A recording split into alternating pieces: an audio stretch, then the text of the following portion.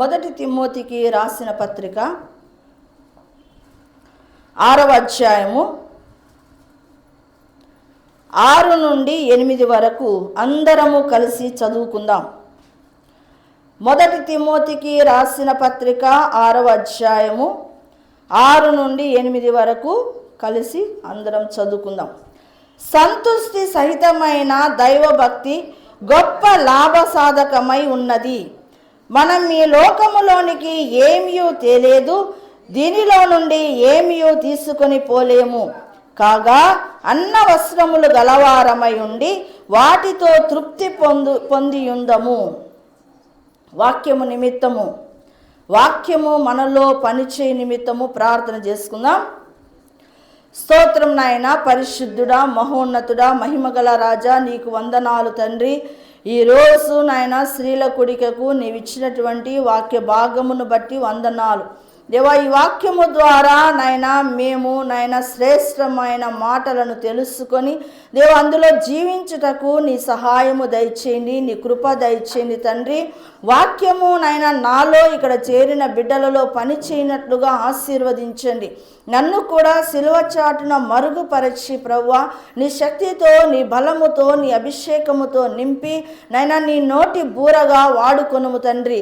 నీ కృప, నీ కనికరము నా మీద ఉంచండి, ఇక్కడ కూర్చున్నటువంటి బిడ్డల మీద ఉంచండి అయ్యా, వింటున్న వారి మీద ఉంచండి తండ్రి. సహాయము చేయమని యేసు నామములో అడుగుతున్నాను తండ్రి, ఆమేన్. ఇప్పుడు చదవబడినటువంటి లేఖన భాగములో సంతుష్టి సహితమైనటువంటి దైవభక్తి గొప్ప లాభసాధకమై ఉన్నది. దైవభక్తి అంట సంతుష్టి, అది కూడా సంతుష్టి, చాలా లోపల తృప్తి కలిగినటువంటి, అది కూడా పరాకాష్ఠలో కలిగినటువంటి తృప్తి కలిగినటువంటి దైవభక్తి మన జీవితములో గొప్ప లాభసాధకముగా ఉన్నది. అయితే కింద ఏం రాస్తున్నాడంటే, మనం ఈ లోకములోనికి ఏమీ తేలేదు, దీనిలో నుండి ఏమీ తీసుకొని పోలేము. ఈ సంపూర్ణమైన గ్రహింపు ఎవరికి కలిగింది బైబిల్ గ్రంథంలో చెప్పండి? యోబు గారికి కలిగింది కదా. యోబు గారు ఏమన్నారు? యెహోవా ఇచ్చెను, యెహోవా తీసుకునేను, యెహోవా నామమునకే స్తుతి కలుగును గాక అన్నాడు. అవును, ఆయన యెహోవా యందు భయభక్తులు కలిగి చెడుతనమును విసర్జించిన వాడు యథార్థవంతుడు, న్యాయవంతుడై ఉన్నాడు కదా యోబు భక్తుడు. మరి యోబు భక్తుడు తన జీవిత కాలంలో ఎంతో ఆస్తిని కలిగి ఉన్నాడు. అవునా? పశువులను, ఒంటెలను, గొర్రెలను, గాడిదలను, పిల్లలను కూడా సమృద్ధిగా కలిగి ఉన్నాడు. చాలా సమృద్ధి అయినటువంటి ఆస్తిని కలిగినటువంటి యోబు భక్తుడే ఏమంటున్నాడు? యెహోవా ఇచ్చెను, యెహోవా తీసుకొనెను, యెహోవా నామమునకే స్తుతి కలుగును గాక అంటున్నాడు. అంటే ఆయన ఎటువంటి భక్తి కట్టాడు అక్కడ? సంతుష్టి సహితమైనటువంటి దైవ భక్తిని కలిగి ఉన్నాడు. అయితే మామూలుగా అయితే ఆయనకు ఎలాంటి గ్రహింపు ఉందో చూడండి. అవును, నేను ఈ లోకంలో నేను తీసుకొని రాలేదు, వట్టి చేతులతో నేను ఈ భూమి మీదకి వచ్చాను కాబట్టి రేపొద్దున నేను ఏదో ఒక రోజు వట్టి చేతులతోనే ఈ భూమిని వదిలిపెట్టి వెళ్ళాలి అనే ఒక సంపూర్ణ గ్రహింపు యోబు భక్తుడికి ఉంది. అయితే ఇక్కడ ఏమంట? కాబట్టి నువ్వు ఏం పెద్ద ఎక్కువగా ఆలోచించాల్సిన అవసరం లేదు, అన్నపానములు గలవారమై ఉండి తృప్తి పొంది ఉందము అని అంటున్నాడు కదా. తృప్తి కలిగి ఉండాలట. ఈ లోకంలో మనం ఎంత సంపాదించినా చివరికి ఆ యొక్క జీతము కానీ, నువ్వు సంపాదించిన సంపద అంతా కూడా అన్నం తింటావు, పానము, నీళ్ళు తాగుతావు, జ్యూసులు తాగుతావు, అంతే కదా. ఆ కడుపుకు ఎంత పడుతుందో నువ్వు అంత తింటావు, నువ్వు ఎంత సంపాదించినా. కాకపోతే కడుపు నింపుకోవడానికి మనము తిండి తినాలి. అయితే కొన్నిసార్లు ఇతరులతో పోల్చుకున్నప్పుడు చాలా వెరైటీస్ వాళ్ళు తింటారే, మనము మామూలు తిండి తింటున్నామే అనే ఒక లోపల ఎక్కడో కొదువ ఉంటుంది. కానీ వాళ్ళు తిన్నా కడుపు నిండుతుంది, మనము సాధారణమైన ఫుడ్ తిన్నా కడుపు నిండుతుంది.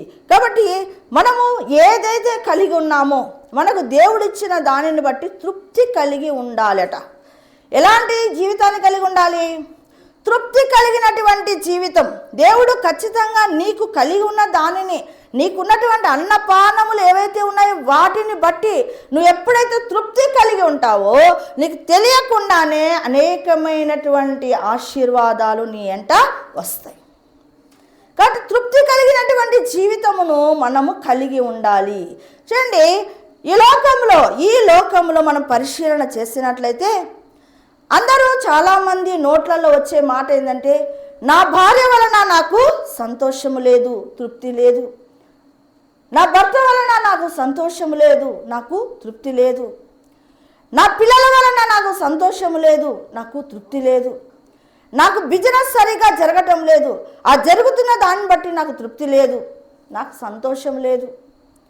నాకు మంచి మార్కులు రాలేదు, నేను అనుకున్నటువంటి మార్కులు నాకు రాలేదు, కాబట్టి నాకు తృప్తి లేదు అంటూ ఉంటారు. అంటే ఇలాగా ఏ విషయాన్ని తీసుకున్నా జీవితంలో లోకంలో ఉన్నటువంటి మనుషులు నిరంతరము నాకు తృప్తి లేదు, తృప్తి లేదు, తృప్తి లేదనే మాటనే మనం ఎక్కువగా వింటాం.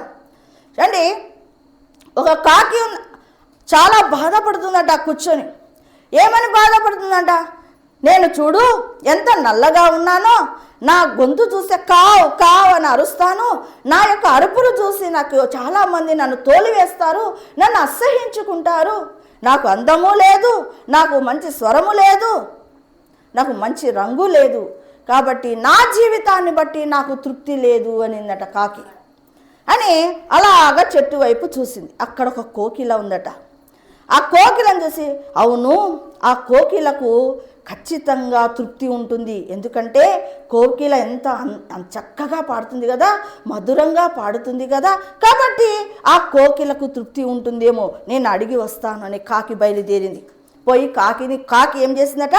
కోకిలని అడిగిందా, కోకిలా కోకిలా, నీవు నీ జీవితాన్ని బట్టి ఎంతో సంతోషిస్తున్నావు కదా, నీ జీవితాన్ని బట్టి నువ్వు ఎంతో తృప్తి కలిగి ఉన్నావు కదా అంటే, లేదు లేదు లేదు, నా జీవితాన్ని బట్టి నేను తృప్తి పడటం లేదు. ఎందుకంటే నాకు మంచి గొంతు ఉంది, మంచి పాట నేను పాడతాను, కానీ నా రంగును చూసి అసహ్యించుకుంటారు, కాబట్టి నాకు తృప్తి లేదు అనేదట. అప్పుడు అక్కడే కింద ఉన్నటువంటి నీళ్ళల్లో హంస ఉందట. హంస ఎలా ఉందట? తెల్లగా బాగా మెరుస్తూ ఉందట. ఉంటే వెంటనే మళ్ళీ ఈ రెండు పోయి అక్కడ, అవును, మన ఇద్దరికంటే కూడా ఆ హంసకు చాలా తృప్తి ఉంటుంది. ఎందుకంటే ఎంత బాగుంది చూసారా, హంస ఎంత అందంగా ఉందో చూడు, తెల్లగా ఉంది, కాబట్టి హంసను అడుగుదాం పదా, ఆమెకు ఎంత తృప్తి ఉందో అడుగుదాం పదా అంటే హంస దగ్గరికి వెళ్ళి అడిగారట ఈ రెండు, కాకి కోకిల. హంస హంస, నువ్వు చాలా సంతోషంగా ఉన్నావు కదా నీ రంగును బట్టి అని అంటే, లేదు లేదు లేదు లేదు, నాకు తృప్తి లేదు అనిందట. ఎందుకు అంటే, ఏముంది, నాకు ఒక రంగు ఉందా, పాడుందా, తెల్లగా ఉన్నా అంతే అనిందట. ఏమనిందంట? నాకు రంగు ఏం లేదు, బాగా చక్కగా వేరే వేరే రంగులతో నేను లేను, కేవలం తెల్లగా ఉన్నా, నాకు నా జీవితం పట్ల తృప్తి లేదు అనిందట. అవి రెండు ఆశ్చర్యపోయాయట. వెంటనే అక్కడ చెట్టు మీద ఇది రామచిలక ఉందట. ఈ రామచిలకకు ఖచ్చితంగా సంతోషం ఉంటుంది, తృప్తి ఉంటుంది అని వెళ్ళాయి. మూడు పోలేవులే, హంస కూడా ఎగురుతుంది. సరేనే, అక్కడ ఉన్నటువంటి రామచిలకను అడిగినాయట. రామచిలక, నువ్వు ఎంత అందంగా ఉంటావు, రంగులు ఉంటావు, అసలు నీ అందాన్ని చూసి నీకెంతో సంతోషం ఉంది కదా, నీకు ఎంతో ఆనందం ఉంది కదా, నీ జీవితాన్ని బట్టి నీకు తృప్తి ఉంది కదా అన్నాడు. లేదు లేదు, నాకు తృప్తి లేదు, నేను అందంగా ఉన్నానని చెప్పి అందరూ నన్ను పంజరంలో పెడుతున్నారు కాబట్టి నాకు తృప్తి లేదు, నాకు స్వేచ్ఛ లేదు, నాకు ఎక్కడ ఉంది సంతోషము, నాకు ఎక్కడ ఉంది తృప్తి అనిందట. ఆశ్చర్యపోయాయి ఇవి, ఒకరినొకరు చూసుకుంటున్నారు, ఎవరికీ తృప్తి లేదేంటి అని. ఆ కింద నెమలి ఉందంట. నెమలి ఎంత అందంగా ఉంటుంది కదా, చూడ్డానికి ఎంతో అందంగా ముచ్చట అనిపిస్తుంది నెమలి. సరే, ఇవన్నీ నెమలి దగ్గరికి వెళ్ళాయంట.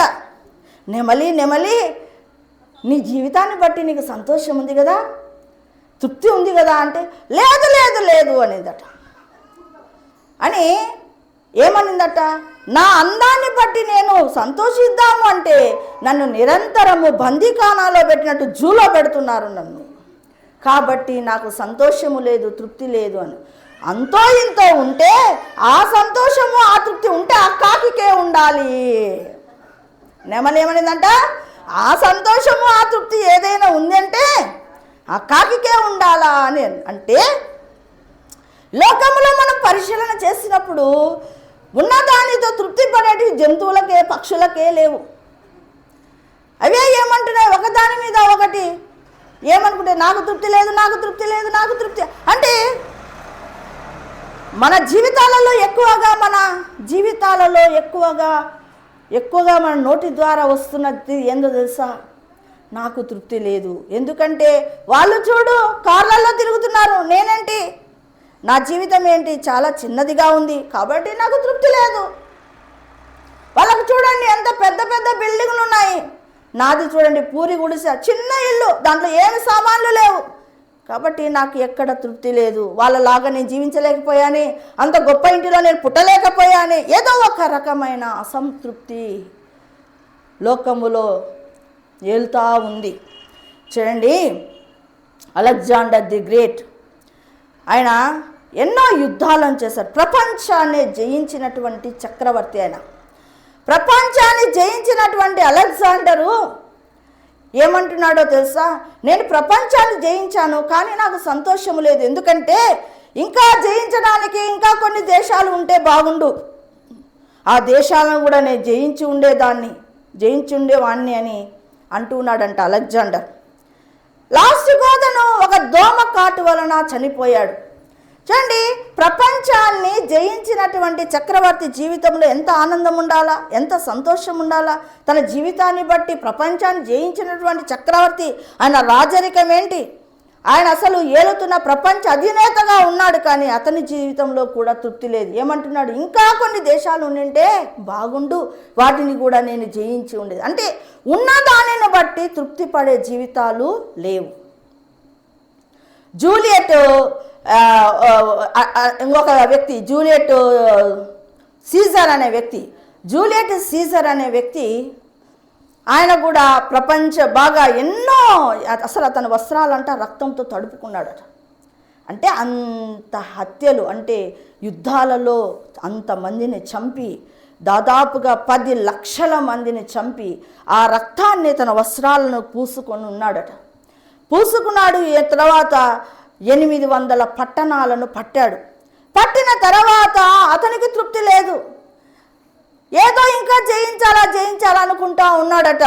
అయితే ఏమైందో తెలుసా, తన సన్నిహితులైనటువంటి స్నేహితులే అతనిని ఏం చేశారంటే చంపివేశారు. తనకున్నటువంటి జీవితాన్ని బట్టి ఎక్కడ కూడా ఏ మనుషులు కూడా సంతోషంగా జీవించటం లేదు. సోవియట్ నెపోలియన్ అనే వ్యక్తి కూడా అజేయుడిగా పేరు పొందాడు. నెపోలియను పేరేంటంటే అజేయుడిగా పిలువబడ్డాడు.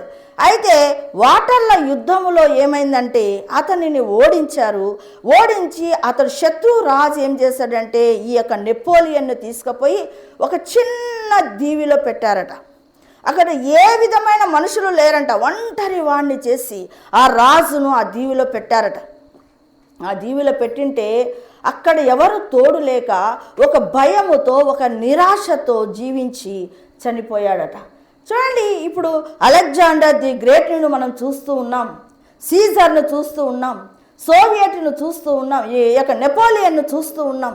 ఎవరి జీవితంలోనైనా తృప్తి ఉందా? వాళ్ళు ఎన్ని రాజ్యాలను జయించినప్పటికీ కూడా వారి జీవితాలలో సంతోషము లేదు.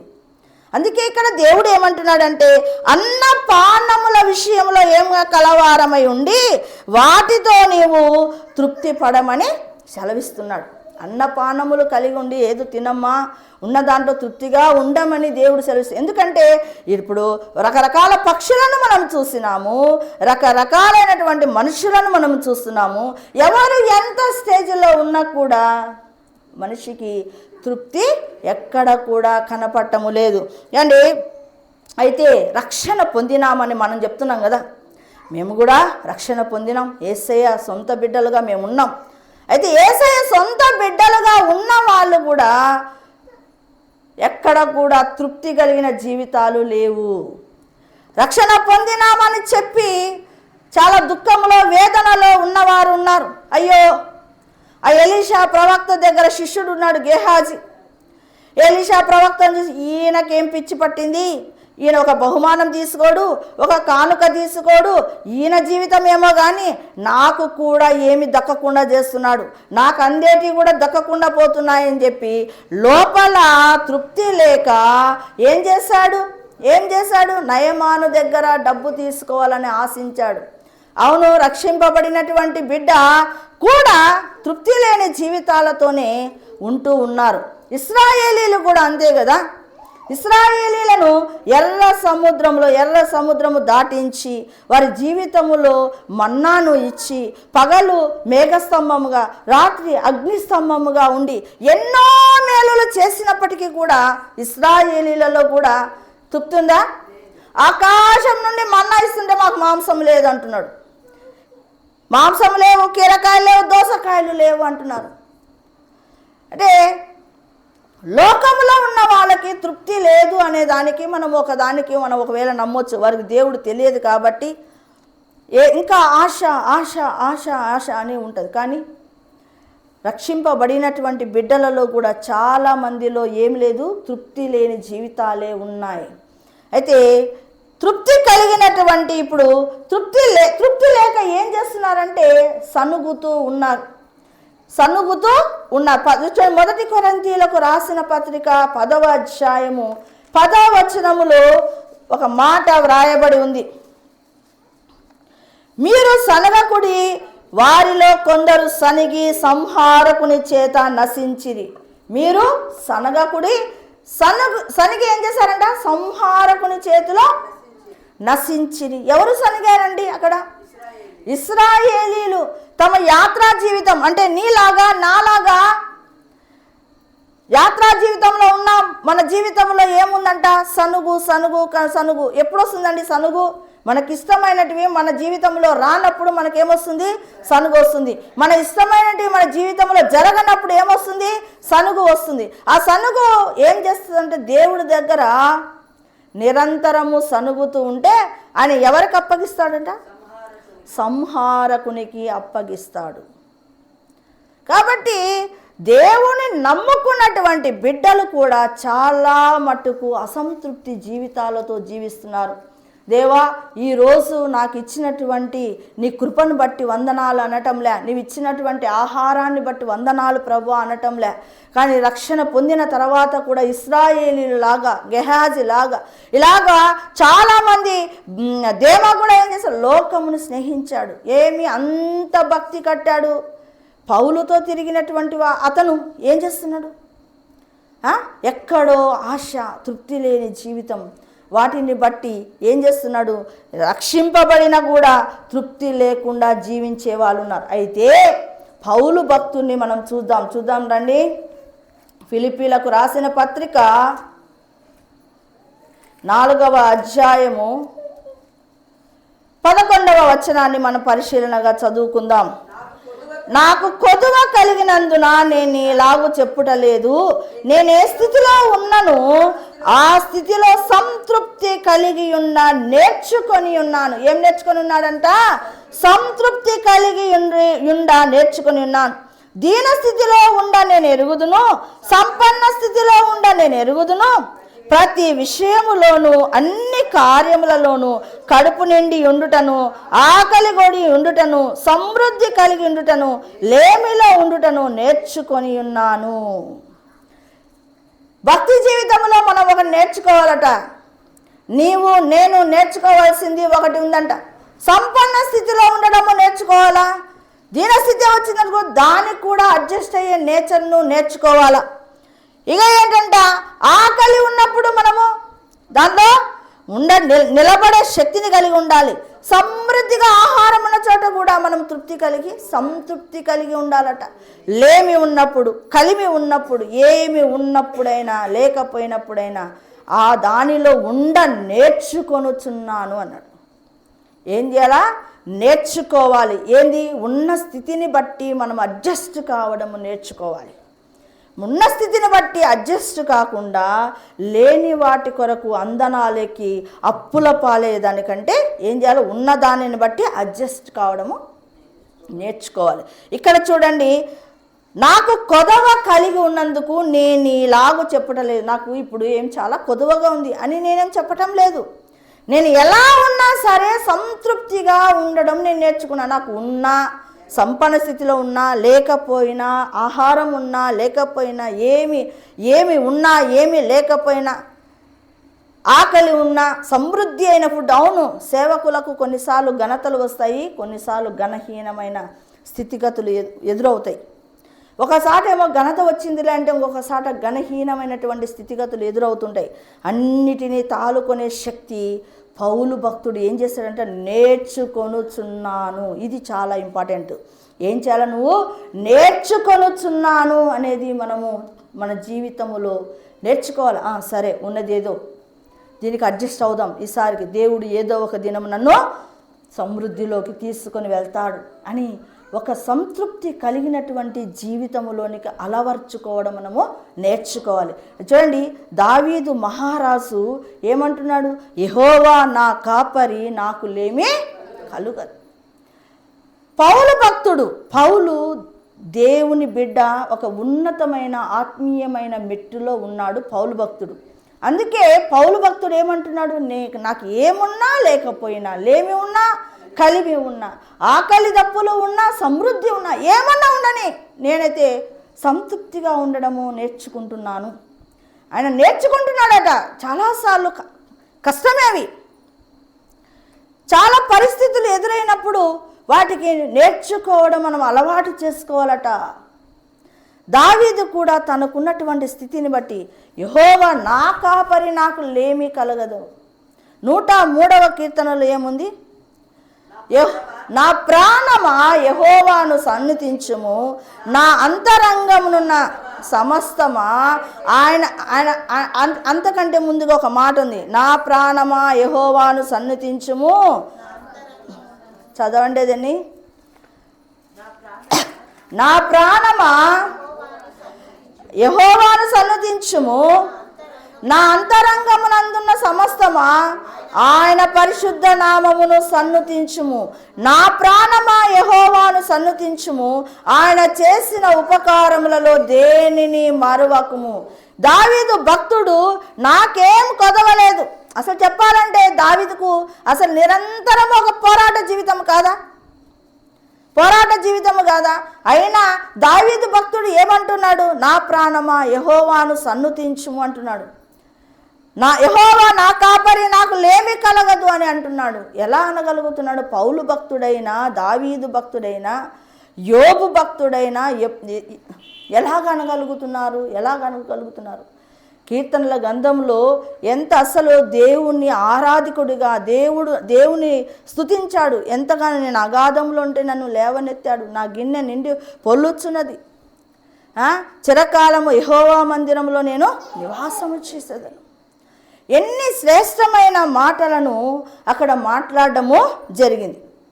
చూడండి, లూకా సువార్త 3వ అధ్యాయము 13వ వచనంలో ఏముందంటే, అక్కడ లూకా సువార్త 3వ అధ్యాయం అంటే బాప్తీసం ఇచ్చి యోహాను ఏమిస్తున్నాడు? యోర్దాను నది దగ్గర అందరికి ఒక పిలుపునిచ్చాడు. ఏంటి? మారు మనసు పొందుడి, పాప క్షమాపణ నిమిత్తము రక్షణ పొందుడి, తర్వాత బాప్తీసము పొందుడని ప్రకటన చేస్తూ ఉన్నాడు. ప్రకటన చేస్తుంటే ఆ మాట విని అందరూ బయలుదేరినారు. ఓహో, ఏదో పాప క్షమాపణ అంట, ఆ పాప క్షమాపణ పొందుకోవడానికి సాదృశ్యంగా బాప్తీసం తీసుకోవాలట. బాప్తీసం తీసుకుంటే మనం కూడా పరలోక రాజ్యంలో స్థానం సంపాదించుకోవచ్చని అతి తెలివితో అందరూ వచ్చి బాప్తీసం తీసుకోవడం మొదలెట్టారు. అప్పుడు బాప్తీసం ఇచ్చి యోహాను ఏమంటున్నాడంటే, సర్ప సంతానమా, రాబో ఉగ్రతను తప్పించుకున్నటకు మీకు బుద్ధి చెప్పిన వాడెవరు అని చెప్తా ఉంటే, వెంటనే అట్లనా, అయితే మేమేం చేయాలా? మేము మారు మనసు పొందినాం కదా, మరి మేమేం చేయాలా అని అంటే ఏమంటారు? మీకు 2 అంగీలుంటే ఒక అంగీని అన్నపానం ఏదైనా ఉంటే, మీకు ఆహారం ఉంటే కొంత పక్కన వాళ్ళకు ఇవ్వండి. మరి సుంకారులు వెంటనే మేమేం చేయాలా? మేము మారు మనసు పొందినాం కదా, మేమేం చేయాలా అంటే, మీకు దేవుడు ఎంత నిర్ణయించినాడో అంతనే నీవు సుంకమును కలెక్ట్ చేసుకో. అంటే లంచము తీసుకోవద్దు అని. అలాగే సైనికులకు మేమేం చేయాలన్నారు. మీరేం చేయాలా? ఎవరిని బాధ పెట్టవద్దు, ఎవరి మీదను అపనిందలు మోపవద్దు, నీ జీతముతో తృప్తి పొంది చూడండి. బాప్తీసం ఇచ్చి యోహాను ఏమంటాడు? నీ జీతముతో నీవు తృప్తి పొంది ఉండు. జీతముతో తృప్తి పొంది ఉండాలట. జీతముతో తృప్తి పొందకుండా నువ్వేం చేస్తున్నావు? అక్కడ లంచము తీసుకుంటున్నావు. నీ జీతముతో నీవు తృప్తి పొందకుండా నువ్వేం చేస్తూ ఉన్నావు? ఇతరులను బాధ పెడుతున్నావు. ఇతరుల మీద అపనిందలు మోపి వాళ్ళ దగ్గర నుంచి వీళ్ళ దగ్గర నుంచి డబ్బులు తీసుకుంటున్నావు. కాబట్టి ఏమంటున్నాడు అక్కడ? నీ జీతం నీకు ఏ జీతం అయితే దేవుడు ఇచ్చాడో ఆ జీతముతో నీవు తృప్తి పొందడము నేర్చుకో. ఎప్పుడు మన జీతముతో మనం తృప్తి పొందుకుంటామంటే మన జీతం ఎంత ఉందో అంతకే మనం సర్దుకుంటూ సంసారం చేస్తే తృప్తి పొందాం. కానీ పక్క సంసారం చూస్తాం కదా మనం ఏం చేస్తాం? మన సంసారం చూసుకోము. ఏం చూస్తాం? పక్క సంసారం చూస్తాం. నాకంటే వాళ్ళు మెరుగుగా ఉన్నప్పుడు ఈ తృప్తి పోతుంది. ఈ తృప్తి పోయి ఏమొస్తుంది? నా పిల్లలు మంచి డ్రెస్సు వేసుకోలేదు, చూడండి వాళ్ళ పిల్లలు ఎంత మంచి డ్రెస్సులు వేసుకొని వస్తున్నారు అంటే నువ్వేం చేస్తావు? నీకు లోపల ఏదో ఒకటి సాతాను లేపి పట్టు కొంచెం లంచం తీసుకో. ఏమవుతుంది? లంచం తీసుకొని జీవిస్తాం కొంచెం బాగా అనే ఆలోచన సాతాను పుడుతుంది. కాబట్టి ఇక్కడ ఏమంటున్నాడు? బాప్తీసం ఇచ్చి యోహాను నీకు ఇచ్చినటువంటి ఏదైతే జీతము ఉందో దాంతో తృప్తిగా ఉండు. అది ఎంతైనా సరే నీకు దేవుడు ఇచ్చాడు, అది అంతే ఇచ్చాడు. నీకు ఎంత ఇచ్చాడో అంత దాంతోనే నువ్వు తృప్తిగా ఉండడము నేర్చుకోవాలి. అందరాని అందలాలకు ఎక్కడం అనేది చేయు. జీతముతో తృప్తి పొంది ఉండడము మనము నేర్చుకోవాలని అంటున్న. హెబ్రీలకు రాసిన పత్రిక 13వ అధ్యాయము 5వ వచనాన్ని చూద్దాం. చివరి అధ్యాయము 5వ వచనం. ధనాపేక్ష లేని వారై మీకు కలిగిన వాటితో తృప్తి పొంది ఉండుడి. ధనాపేక్ష లేని వాళ్ళ ఏం చేయాలంట? మీకు కలిగిన వాటితో, మీకు ఏదైతే కలిగిందో దేవుడు ఏదైతే మీకు ఇచ్చినాడో దాంతోనే నువ్వు తృప్తిగా జీవించడం నేర్చుకోవాలి. ఇది రాస్తున్నది ఎవరు? పౌలు భక్తుడు రాస్తూ ఉన్నాడు. రాసే ముందు ఆయన అవలంబించాడా లేదా? ఉన్న స్థితిలో, లేమిలో, కలిమిలో, కడుపు ఆకలి నిండినప్పుడు, ఆకలి ఏమి తిండి లేనప్పుడు, సంపన్న స్థితిలో ఎక్కడ ఎలా ఉన్నానో అలా నేర్చుకున్నాను నేను. కాబట్టి నువ్వు కూడా ధనాపేక్ష లేని వారే మీకు కలిగిన దానిని బట్టి కొంచెమైనా సరే దానితో తృప్తిగా ఉండడము నేర్చుకోవాలా అని చెప్తా ఉన్నాను. అని ఒక ఆవిడ దేవుడికి ప్రార్థన చేస్తూ ఉందట. ప్రభువా, నాకు ఎప్పుడు ఈ తృప్తి, ఈ శాంతి, ఈ సమాధానం వస్తుంది అని అడిగిందట. దేవుని దగ్గర ఏం ప్రార్థన చేస్తుంది? దేవా, నాకు ఈ తృప్తి, ఈ సమాధానం, ఈ శాంతి ఎప్పుడు వస్తుంది అని అడిగిందట. అడిగితే అప్పుడు దేవుడు అన్నాడట, అమ్మా తల్లి, నీకు ముందర కలిగి ఉన్న వాటిని బట్టి నువ్వు ఎప్పుడైతే కృతజ్ఞతాస్తుతులు చెల్లిస్తావో తెలియకుండానే నీ జీవితంలోనికి తృప్తి అనేది ఎంటర్ అవుతుంది. వెంటనే ఆశ్చర్యపోయిందట. అవును కదా, నాకు పిల్లలు ఇచ్చావు దేవా, నీకు వందనాలు. నాకు భర్తనిచ్చావు, వందనాలు. నాకు దీర్ఘాయుష్ ఇచ్చావు, వందనాలు. నాకు కలిగిన దాన్ని బట్టి వందనాలు ప్రభువా. ఈ భూమి మీద జీవిస్తున్నానంటే కారణము నీవు ప్రభువా, వందనాలు. అంటే ఇక్కడ ఇలా చెల్లించకుండా దేవుడు జీవితంలో చేసిన మేలులను ఎన్నో మన ముందర కనబడుతుంటే వాటికి ఎప్పుడైతే ఏ రోజైతే నువ్వు కృతజ్ఞతాస్తుతులు చెల్లిస్తావో ఆ రోజు నీ జీవితంలోనికి తృప్తి అనేది వస్తుందట. ఎప్పుడు వస్తుంది? ఎప్పుడైతే నువ్వు కృతజ్ఞతాస్తుతులు నిరంతరం చెల్లిస్తావు. ప్రభు ఏం వద్దు ప్రభు. చూడండి, నేను అంటాను ఒకటే మాట, ఇంత ధనము, ఎంతో సమృద్ధి నీకుండి ఒక యాక్సిడెంట్లోనో దేంట్లోనే నీ భర్త పోయాడనుకో, నీ భార్య పోయిందనుకో, నీ పిల్లలు పోయారనుకో, నీ జీవితం ఏంటి ఆలోచన చేసావా?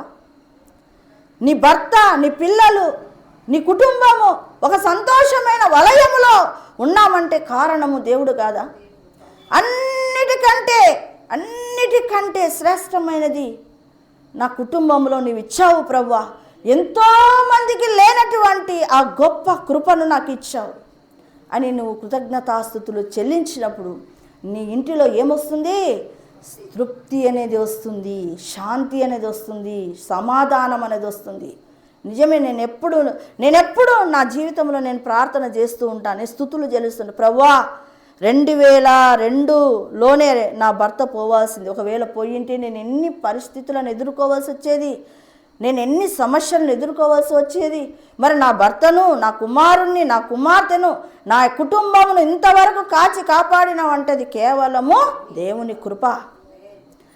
ఇక ఏమున్నా ఏమి లేకపోయినా పర్వాలే, కుటుంబం అంతా ఒక చోట ఉన్నాం, సంతోషంగా ఉన్నాం, ఉన్న దాంట్లో తింటాం, లేకపోతే అది ఎవరికి చెప్పాల్సిన పని లేదు. అది నీ కుటుంబం, నీ కుటుంబంలోనే అది సాగిపోతుంది. అయితే మనమంతా ఒక కుటుంబంగా ఉన్నామనే కృతజ్ఞతా భావాన్ని మనం కలిగి ఉన్నప్పుడు దేవునికి తెలియకుండానే నీకేమొస్తుందంటే దేవుని ద్వారా నీకేమొస్తుందట? ఎనలేని తృప్తి కలుగుతుంది. మన జీవితాలలో తృప్తి లేదు అంటే కారణం ఏమంటే లేనిపోని ఆశలు మనలో కలుగుతున్నాయి. చూడండి, ఇంతకుముందు మనము కొన్ని రకాల పక్షులను గురించి చెప్పుకున్నాం, కొంతమంది మనుషులను గురించి చెప్పుకున్నారు. వాళ్ళు లోకస్తులు. ఆ లోకస్తుల జీవితాలలో తృప్తి లేదు. కానీ దావీదు జీవితంలో కానీ, పౌలు జీవితంలో కానీ, యోబు జీవితంలో కానీ తృప్తి కలిగినటువంటి జీవితాలు కలిగి ఉన్నారు. కారణం ఏంటో తెలుసా? యేసయ్యను కలిగి ఉన్న వారికి తృప్తి కలుగుతుంది. యేసయ్యతో సహవాసము చేసేవాళ్ళు, ప్రార్థన జీవితాన్ని కలిగి ఉన్న వారికి, యెహోవా యందు భయభక్తులు కలిగి ఉన్న వారికి, దేవునితో సన్నిహిత సంబంధం కలిగి ఉన్న వాళ్ళ జీవితాలలో తృప్తి అనేది ఉంటుంది. తృప్తి లేకపోవడానికి కారణం ఏంటంటే ప్రార్థనాహీనత. యేసయ్యను నమ్ముకుంటున్నావు, గేహాజీ అవుతున్నావు. యేసయ్యను నమ్ముకొని ఉన్నావు, ఇశ్రాయేలులాగా సనుగు గొనుగులు జీవితంలో ఉన్నాయి. కాబట్టి మన జీవితంలో సంతృప్తికరమైన జీవితము, తృప్తి గల జీవితము, శాంతి కలిగిన జీవితము లేదు. ఇంకోటి ఇక్కడ మనం చదివినాము లేఖన భాగం, సంతుష్టి సహితమైన దైవ భక్తి గొప్ప లాభసాధకమై ఉన్నది. ఇంతవరకు మనం లోకంలో ఉన్న వాటిని బట్టి, లేని వాటిని బట్టి స్తుతించాలి, నేర్చుకోవాలి అని నేర్చుకున్నాం కదా. అయితే సంతుష్టి సహితమైన దైవ భక్తిని మనము కలిగి ఉండాలట. అది ఏమంటే మన జీవితంలో గొప్ప లాభసాధకమై ఉన్నది. అంటే నీకు సంతుష్టి సహితమైన దైవ భక్తి ఎలా కలుగుతుంది? అది నిరంతర అభ్యాసం. పౌలు భక్తుడు ఒక మాట అంటున్నాడు, నేను అభ్యాసము చేయుచున్నాను, నేను నేర్చుకొనుచున్నాను, నేను వెనుకున్నవి మర్చి ముందున్న వాటికై వేగిరపడి పరిగెడుతున్నాను. ఇవన్నీ లోక సంబంధమైనవా? ఎప్పుడైతే మనము పర సంబంధమైన విషయాల యందు ఆలోచన కలిగి, పర సంబంధమైన విషయాల యందు మనము నిలిచి వాటి కొరకు ప్రయాస పడినప్పుడు తెలియకుండానే నీకు సంతుష్టి సహితమైన దైవ భక్తి నీ జీవితంలో గొప్ప లాభసాధకమవుతుంది. అది గొప్ప లాభసాధకము ఎప్పుడు నీ జీవితంలో వస్తుందో నీకు తెలియకుండానే నీ జీవితంలో తృప్తి అనేది వస్తుంది. ఎలాగా? లోకపరంగా నీకు తృప్తి ఇస్తాడు, దైవికమైన ఆశీర్వాదాలతో కూడా తృప్తి ఇస్తాడు. ఎన్నోసార్లు చెప్తాను, అయ్యా మొదట దేవుని రాజ్యమును నీతిని వెతకండి, అప్పుడు అవన్నీ మీకు తెలియకుండానే వస్తాయంటే ఒక్కరు పాటించరు. ఎందుకు పాటించారంటే ముందర ఇంటి సమస్యలు ఇవి అవి వస్తాయి చుట్టుకుంటే. మొన్న సంసోన్ అంటుంటే నేను నవ్వుకుంటున్నా, మేడం వాక్యము ఎక్కుతుంది, నాకు హృదయంలో భద్రపరచుకొని ఫలించాలని ఆశ ఉంది. ఈ ఐహిక విచారము మేడం, దీంతో నాకు ముళ్ళ పొదలు, గజ పొదలు, ముళ్ళతుప్పలతో అణిచివేస్తున్నాయి మేడం. ఈ పిల్లలు, ఈ సంసారము, ఈ ఆర్థిక ఇబ్బందులు, ఈ కుటుంబ భారము నేను భరించలేకపోతున్నాను. వాక్యము నాలో ఫలించాలని నేను ఎంతగానో అవలంబించాలని ఆశ కలిగి ఉన్నాను. ఇవన్నీ నన్ను చుట్టుకుంటున్నాయి మేడం. అట్లా వాటన్నిటిని కూడా అన్నిటికంటే శ్రేష్టమైన వాడు యేసయ్య. అన్నిటిని పక్కన పెట్టు, యేసయ్య వైపు చూడు, అవన్నీ ఎక్కడక్కడ సెట్ అయిపోతాయి. అది చెయ్యము. ఏది చేయాలా? యేసయ్య వైపు పెట్టాలి. కానీ యేసయ్య వైపు పెట్టాం కదా, మనకి ఈ పక్క ఈ పక్క చూపులే సరిపోతాయి. కాబట్టి కుడికైనను ఎడమకైనను చూడకుండా నీ కనురెప్ప ఎలా ఉండాలట? సూటిగా ఉండాలి. యేసయ్య వైపే చూడాలి. అప్పుడు నీ జీవితంలో తృప్తి కలిగినటువంటి జీవితాన్ని లోకపరంగా కలిగి ఉంటావు. తెలియకుండానే దైవికమైన సంతుష్టి సహితమైన దైవభక్తి వస్తుంది. దాని వలన గొప్ప లాభసాధకం అంటే ఏంటి తెలుసా? పరలోక సంబంధమైనటువంటి ఆశీర్వాదాలతో దేవుడు నిన్ను నింపుతాడు. మరి ఆశీర్వాదాలు చాలా శ్రేష్టమైనవి. పరలోక సంబంధమైన ఆశీర్వాదాలతో మనము నింపబడాలి. అయితే చూడండి, పౌలు నేర్చుకున్నట్లుగా నీవు నేను ఉన్న దానిని బట్టి తృప్తిపడి నేర్చుకుంటూ మన జీవితాన్ని సాగిస్తాం. ఈ దినము యోబు భక్తుల్లాగా, పౌలు భక్తుల్లాగా, దావీదు భక్తుల్లాగా చాలామంది దైవజనులు ఉన్నారు. వాళ్ళలాగా మనము కూడా ఈ యొక్క ఆత్మ సంబంధమైన విషయాల యందు లక్ష్యం ఉంచుదాం. ఎప్పుడు నీ జీవితంలో ప్రార్థనను అధికంగా కలిగి ఉంటావో ఈ పక్కవన్నీ ఆటోమేటిక్గా పక్కకు వెళ్ళిపోతాయి. ప్రార్థన తక్కువ ఉన్నప్పుడు ఇవన్నీ ముందుకు వస్తాయి. నీ పిల్ల, నీ జీతము, నీ రెంటు, నీ సరుకులు, పిల్లలకు కావలసిన అక్కరలు అన్నీ ముందుకు వచ్చి నిలబడతాయి. అబ్బా నాయనా ఈ సంసారం అని నువ్వు కుప్ప కూలుతావు. కాబట్టి నువ్వు అన్నీ పక్కన పెట్టి ఫస్ట్ యేసయ్యని చూసావంటే, యేసయ్య మొన్న చెప్పాను కదా, పక్షిరాజు ఏం చేస్తాడు? కాకులు వచ్చి పొడిచి పెడుతుంటే అదేం చేస్తుందట? పైకి బేగాల ఎట పైకి పోయే కొద్దీ చిన్న పక్షులు వాటికి గాలి ఆడదు. అలాగే చీకటి శక్తులకు గాలి ఆడదు, ఊపిరాడదు. నీ ప్రార్థన జీవితం బలంగా తయారైందనుకో, ఇక ఊపిరాడక అమ్మో ఈమె దగ్గర ఉండడమో ఇక వద్దు అని డిసైడ్ అవుతాయి. అప్పుడు తెలియకుండానే నువ్వేమైపోతావు? వాటి నుంచి విడిపించబడతావు, ఆత్మలో స్వేచ్ఛను పొందుకుంటావు. కాబట్టి మనము ఈ లోకపరంగా తృప్తిగా జీవించాలి, పరసంబంధమైన తృప్తిని కలిగి ఉండాలి. అది మన జీవితంలో ఇక్కడ లాభమే, అక్కడ లాభమే. అదే కదా ఒక మాట అనింది, భూమి మీద 100 పరలోకములో నిత్య జీవం, 2 వస్తాయి. కాబట్టి అలాంటి ఆశీర్వాదాన్ని మనము పొందుకున్నాం. ప్రార్థన చేద్దామా? స్తోత్రం నాయన, పరిశుద్ధుడా, మహోన్నతుడా, మహిమగల రాజా, నీకు వందనాలు, స్తోత్రాలు నైనా. ఇదిగో నైనా పౌలు భక్తుడు, నైనా దావీదు మహారాజు, యోబు భక్తుడు ఎలాగూ యెహోవా యందు భయభక్తులు కలిగి ప్రభువా దేవా ఎలాగూ దేవా నిన్ను పట్టుకున్నారో తండ్రి, అటువంటి అలాగూ మేము కూడా పట్టుకొని నైనా తండ్రి నేర్చుకునే మనస్సు నైనా కలిగి ఉండటానికి నీ కృపను దయచేయండి. అలాంటి ఆత్మీయమైన జీవితములోనికి నన్ను మమ్మలను నడిపించండి ప్రభువా దేవా. ఈ మాటలు హృదయంలో ముద్రించుము, ఫలింప చేయమని వేడుకొనొచ్చు. నీ కృపా కనికరములు మా మీద ఉంచి నడిపించుమని, ఈ వాక్యమునైనా తండ్రి ఫలింప చేయమని యేసు నామములో అడుగుతున్నాను తండ్రి, ఆమేన్.